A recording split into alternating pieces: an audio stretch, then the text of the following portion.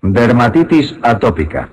La dermatitis atópica es un trastorno inflamatorio de la piel de curso crónico y recidivante que afecta a un 10-15% de la población infantil. Inicialmente se manifiesta por prurito severo y piel seca que lleva al rascado, lo cual provoca la sobreinfección y la liquenificación. Es un trastorno hereditario, poligénico y multifactorial. Se consideran factores importantes en el desarrollo del eczema la alteración de la permeabilidad cutánea y unas características especiales de respuesta inmune, por ejemplo, niveles de IgE elevados en relación con la población no atópica. En estos pacientes es frecuente la historia personal o familiar de asma, rinoconjuntivitis estacional o eczema. Normalmente la sintomatología mejora en la edad adulta. Las manifestaciones son diferentes en función de la edad, como veremos a continuación. DA lactante. La dermatitis atópica del lactante suele comenzar en torno a los 3 meses de vida.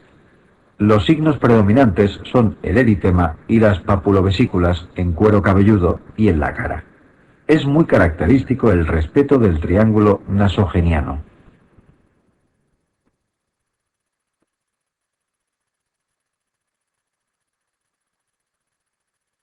DA infantil. La dermatitis atópica infantil consiste en lesiones secas, liquenificadas, de localización preferente en zona poplítea y pliegue antecubital. En este momento pueden comenzar a aparecer determinados signos de atopia, como la hiperlinealidad palmar mostrada en esta fotografía. Con el paso de los años aparecen manifestaciones más propias del adulto, como lesiones secas, subagudas o crónicas. Las localizaciones más frecuentes son cara y cuello, las flexuras y el dorso de las manos. No obstante, pueden aparecer en muchas otras regiones de la piel. Por otra parte, hay una serie de signos físicos que son más frecuentes en el paciente atópico. Algunos estigmas de atopia serían doble pliegue infraorbitario o signo de Denie-Morgan, signo de Ertoghe o depilación de las colas de las cejas, hiperlinealidad palmar, ya comentada. Las infecciones cutáneas son más graves y frecuentes que en la población general. Asocian con mucha frecuencia serosis cutánea, lo que intensifica el prurito y hace necesario el uso de productos hidratantes para su tratamiento.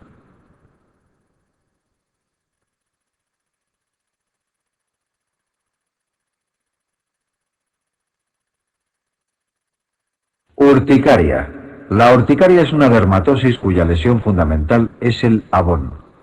La característica fundamental de esta lesión es su evanescencia, ya que desaparece en pocas horas. Se acompaña de importante prurito. En ocasiones, la urticaria se acompaña de angioedema. Este consiste en un edema de dermis profunda y tejido celular subcutáneo. Clínicamente está peor definido que el abón y persiste durante más tiempo. La mayoría de las urticarias son de causa desconocida. Otras pueden aparecer en el contexto de infecciones, toma de ciertos alimentos o fármacos, o incluso desencadenarse por estímulos físicos como, por ejemplo, la urticaria por presión. Existe una entidad que puede confundirse con la urticaria y es la vasculitis urticarial. Debe pensarse en ella ante una urticaria con abones que duran más de 24 horas o si se acompaña de artralgias o descenso del complemento. La sospecha se confirmará con una biopsia cutánea. En cuanto al tratamiento, debe ser etiológico si se conoce la causa. En caso contrario, se comienza por antihistamínicos anti-H1. En casos graves o refractarios, pueden combinarse varios o incluso recurrirse a los corticoides.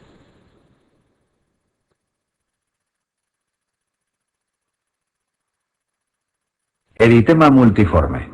En el manual CTO de dermatología puedes encontrar un capítulo sobre toxicodermias. Estas enfermedades no son rentables para el examen, por ser muy numerosas y muy poco preguntadas. De hecho, hasta ahora solo se ha preguntado el eritema multiforme, que por otra parte no siempre es una toxicodermia. Del eritema multiforme debes recordar la lesión clínica típica, que es en diana o en escarapela. En la fotografía de la derecha puedes apreciarla. Cuando además se produce afectación mucosa y del estado general, estaríamos ante un eritema multiforme mayor, también llamado síndrome de Stevens-Johnson. Las diferencias más importantes entre uno y otro puedes verlas en esta diapositiva. De cada uno debes recordar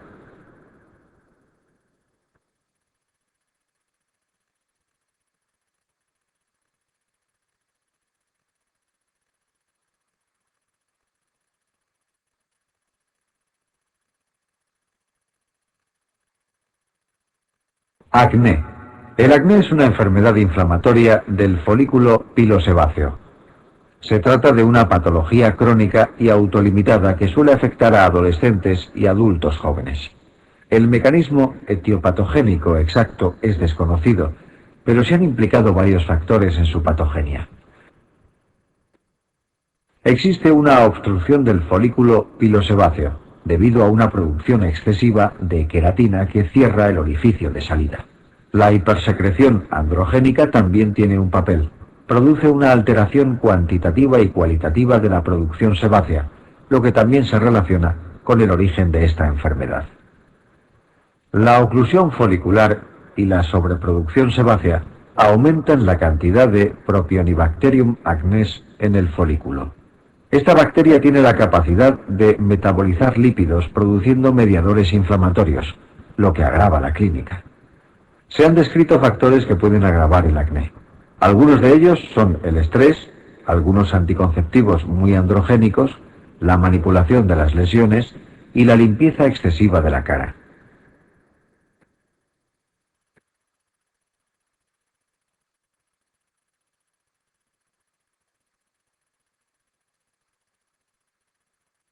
Las lesiones aparecen en zonas grasas, cara, espalda, hombros y centro del tórax. La lesión inicial suele ser el comedón. Existen dos tipos de comediones, cerrados y abiertos. El comedón cerrado no es sino una pápula puntiforme blanquecina. En cambio, el comedón abierto es lo que vulgarmente se conoce como espinilla o punto negro. Los comedones evolucionan a lesiones inflamatorias, pápulas, pústulas, nódulos y quistes en orden de gravedad. Todas ellas pueden producir cicatrices. Lo habitual es el polimorfismo del cuadro con combinaciones de las distintas lesiones en un momento determinado.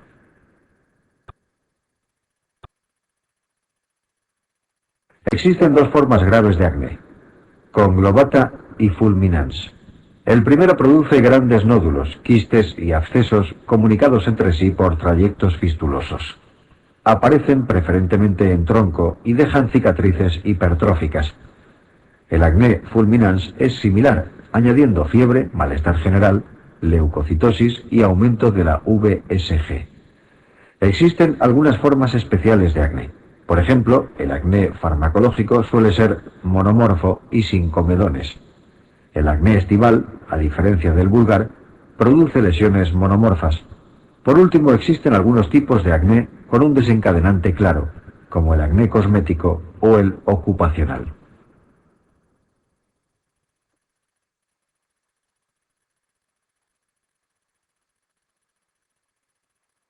Tratamiento del acné. El acné puede ser tratado de formas muy diversas, según la gravedad del proceso. Acné leve. Es el acné comedoniano y papuloso. Bastaría en principio un tratamiento tópico, aunque tiene tendencia a la recurrencia.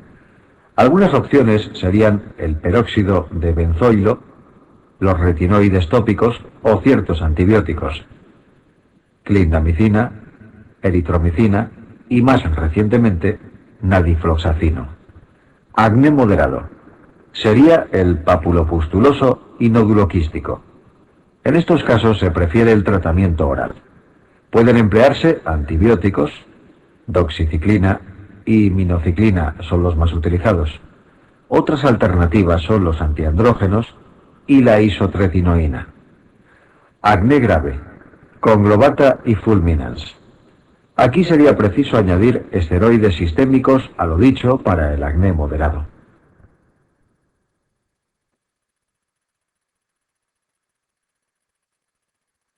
Hay que prestar especial atención a la isotretinoína. Es un derivado de la vitamina A que inhibe la secreción sebácea. Es importante conocer algunos efectos secundarios. El más frecuente es la sequedad cutáneo-mucosa. No obstante, hay algunos menos comunes, pero más graves, como alteraciones del perfil lipídico y la hepatotoxicidad. Es importante emplear un método anticonceptivo durante el tratamiento y el mes posterior al mismo, puesto que es un fármaco teratógeno. No te confundas con el acitretino, otro retinoide, en cuyo caso serían 2 años.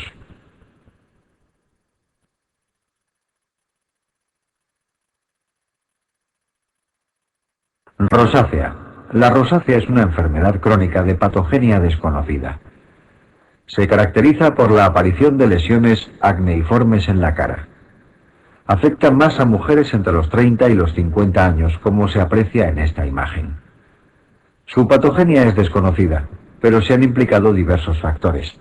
Quizá los más importantes sean la labilidad vasomotora y la infección por Demodex folliculorum. No obstante, también se han implicado algunas enfermedades gastrointestinales, así como cierta predisposición genética. Incluso está en discusión un posible papel de Helicobacter pylori, que aún no está bien esclarecido.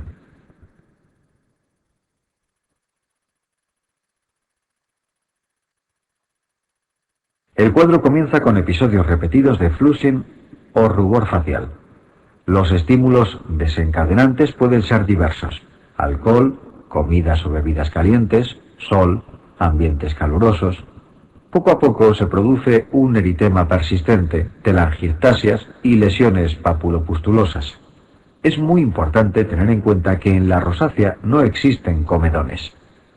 Esto es muy útil para establecer diagnóstico diferencial con el acné, donde sí aparecen.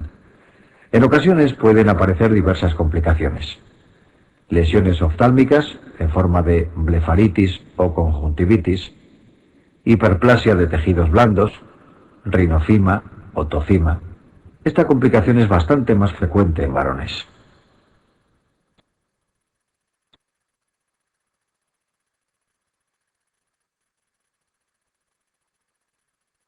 Tratamiento de la rosácea. El tratamiento de la rosácea, igual que el del acné, puede ser distinto en función de la severidad. Para evitar las crisis de rubor facial, es importante evitar estímulos vasodilatadores como el alcohol y las bebidas calientes. El café también ha sido implicado en esto, pero parece deberse más a la temperatura de la bebida que al propio café en sí. En casos leves moderados puede ser suficiente con metronidazol tópico. El ácido acelaico, también en forma tópica, es útil contra la rosácea. No obstante, si estas medidas no son suficientes, estaría indicada la utilización de antibióticos sistémicos como las tetraciclinas orales. En casos severos o refractarios a estas medidas, el siguiente paso sería recurrir a la isotretinoína.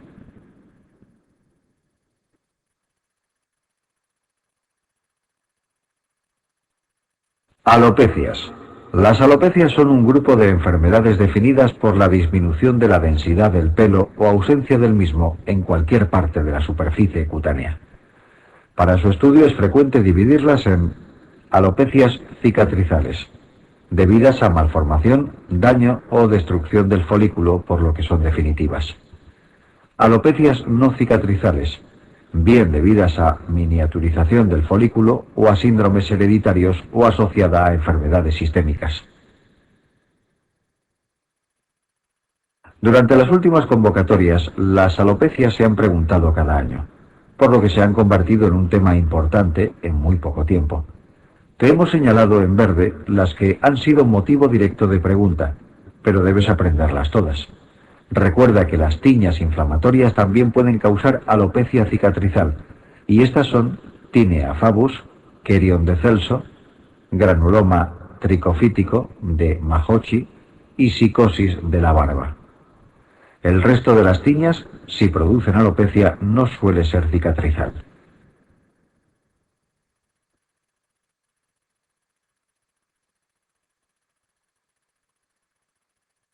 Grupo de los pénfigos.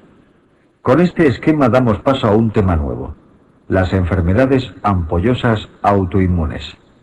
El motivo exacto de su aparición es desconocido. Consisten en que se producen anticuerpos contra determinados antígenos de dermis o epidermis, surgiendo ampollas como consecuencia de esta agresión inmunológica. Es importante saber distinguir como punto de partida el concepto de pénfigo del de pemfigoide. Como puedes ver en esta imagen, todas las dermatosis que vamos a estudiar son de localización dermoepidérmica, salvo el pénfigo vulgar. Recuerda bien este detalle, puesto que podría ser motivo de pregunta en un test. El pénfigo se caracteriza por producir ampollas intraepidérmicas. Por el contrario, los pemfigoides y sus variedades producen ampollas subepidérmicas.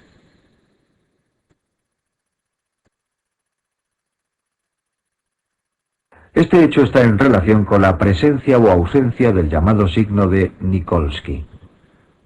El signo de Nikolsky consiste en que, con la presión tangencial, se produce un despegamiento de la piel. Este fenómeno se ve en el pénfigo, dado que las ampollas son intraepidérmicas y por tanto el techo de las mismas es más fino. En cambio no aparece en el pemfigoide porque, al ser dermoepidérmicas, están más protegidas por un mayor espesor de la piel.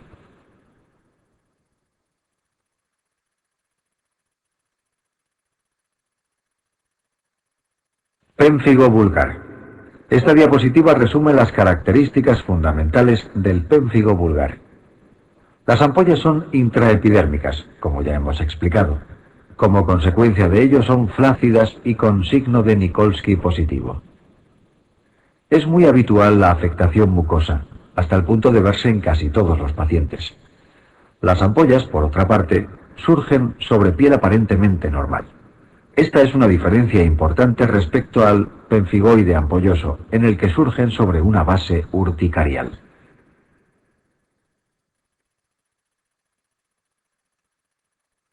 Aquí se nos muestra un detalle de lesiones de pénfigo vulgar. La lesión típica es una ampolla sobre piel aparentemente normal. Esta ampolla es flácida y presenta signo de Nikolsky positivo. En cambio, en un pemfigoide no aparecería este signo.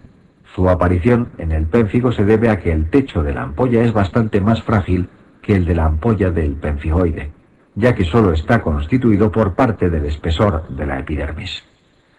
Por el contrario, en el pemfigoide sería todo el grosor epidérmico, ya que la ampolla es subepidérmica. Existen otras variantes de pénfigo, aparte del pénfigo vulgar, pero no merece la pena detenerse en ellos porque exceden los límites del examen que estamos preparando, en el que aún no se han preguntado.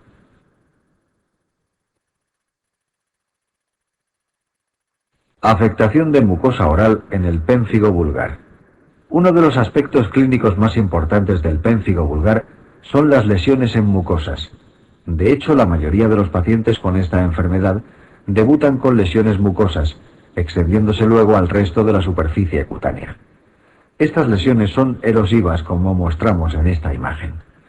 Una lesión erosiva en mucosa oral puede ser la primera manifestación de un pénfigo vulgar y puede precisarse una biopsia con inmunofluorescencia para descartarlo.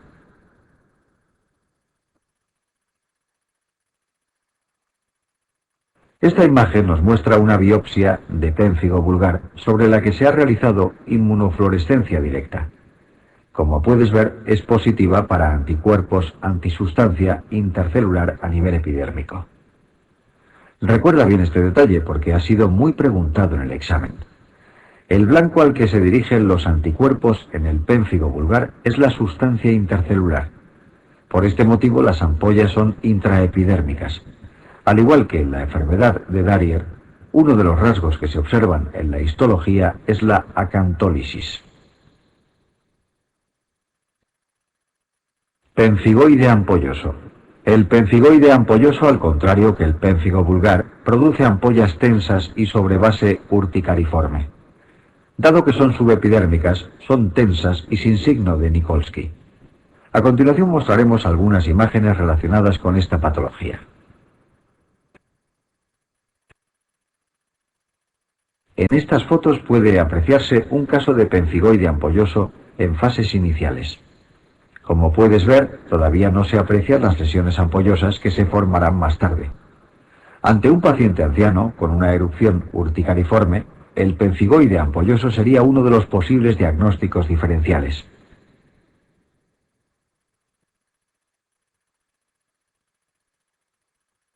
En cambio, en esta imagen ya pueden verse las primeras ampollas. Observa el brillo que presentan, dado que se trata de ampollas densas. Predominan en el abdomen y áreas flexoras de las extremidades. Cuando desaparecen, no dejan cicatrices. A diferencia del pénfigo vulgar, como antes hemos dicho, el signo de Nikolsky es negativo. Aparte de las lesiones cutáneas, es característico un intenso prurito. En esta enfermedad es posible la afectación de la mucosa oral, pero solamente aparece en 1/3 de los casos.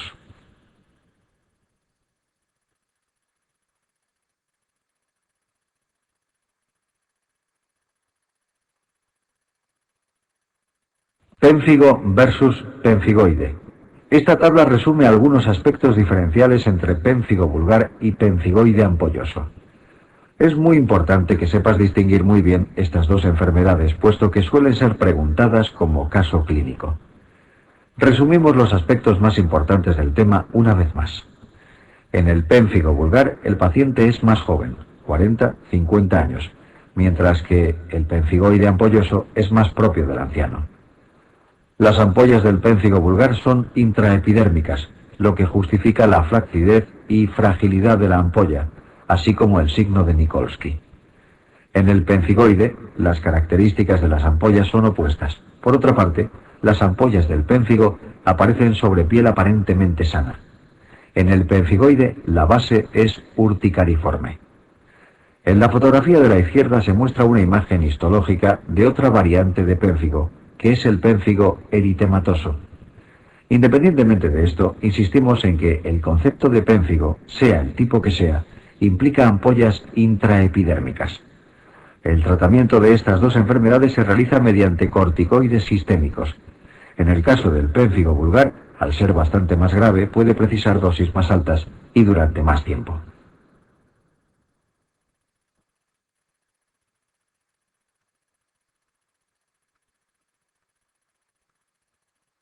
Dermatitis herpetiforme. La dermatitis herpetiforme es una enfermedad benigna y crónica, caracterizada por una erupción papulobesiculosa muy pruriginosa. Se localiza en áreas extensoras, de manera simétrica. Es muy frecuente la asociación a enfermedad celíaca, normalmente subclínica. La causa es desconocida, pero se sabe que el gluten juega un papel importante, y su presencia en la dieta empeora la enfermedad en casi todos los casos. Suele comenzar entre la segunda y cuarta décadas. Las lesiones son polimorfas, con pápulas, placas urticariformes y pequeñas vesículas excoriadas. Se agrupan simétricamente y en zonas de extensión: codos, rodillas, escápulas, glúteos, cuero cabelludo, sin afectación mucosa. El síntoma fundamental es el prurito. Solo un 30% manifestarán clínicamente alteraciones intestinales, pero el porcentaje real es mayor, porque muchos pacientes padecen formas asintomáticas de enfermedad celíaca.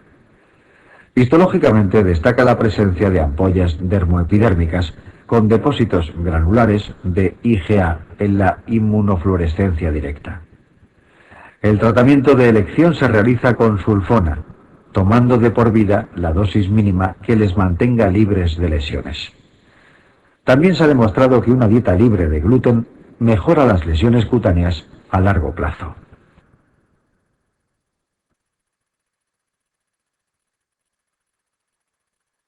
Herpes gestationis. El herpes gestationis es una enfermedad ampollosa subepidérmica autoinmune de aparición en el embarazo y posparto.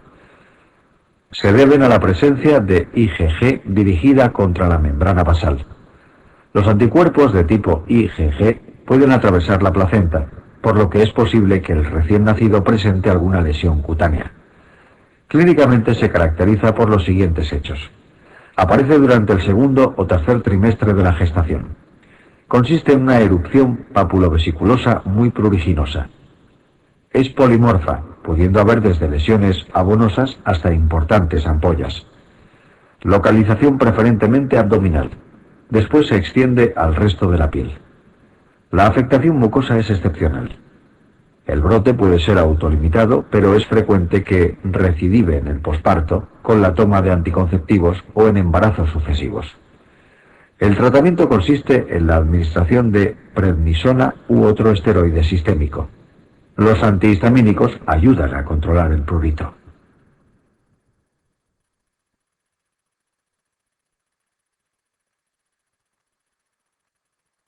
Paniculitis. Damos paso a otro tema, el de las paniculitis. Estas enfermedades comparten como característica fundamental la inflamación del tejido celular subcutáneo.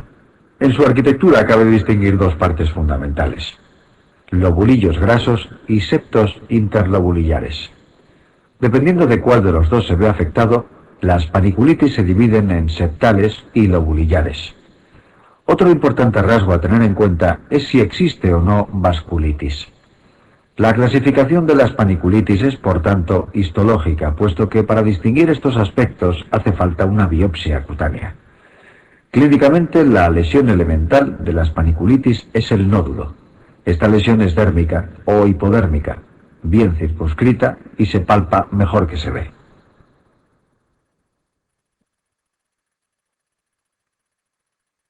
Paniculitis, eritema nodoso versus vasculitis nodular.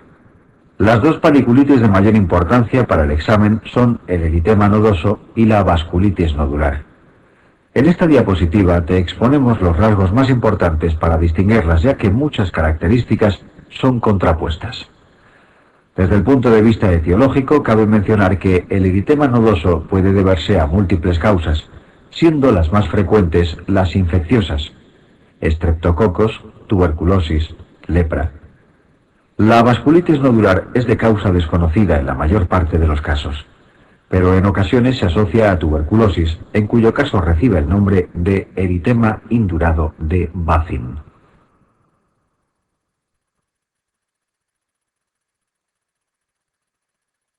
Eritema nodoso. La paniculitis más frecuente que existe es el eritema nodoso. Es importante recordar los siguientes aspectos sobre esta enfermedad. Aparición en cara anterior de las piernas. Importante dolor, pero las lesiones curan sin cicatriz. Es una paniculitis septal sin vasculitis. El tratamiento de esta enfermedad suele consistir en antiinflamatorios no esteroideos, reservándose los corticoides para los casos más severos.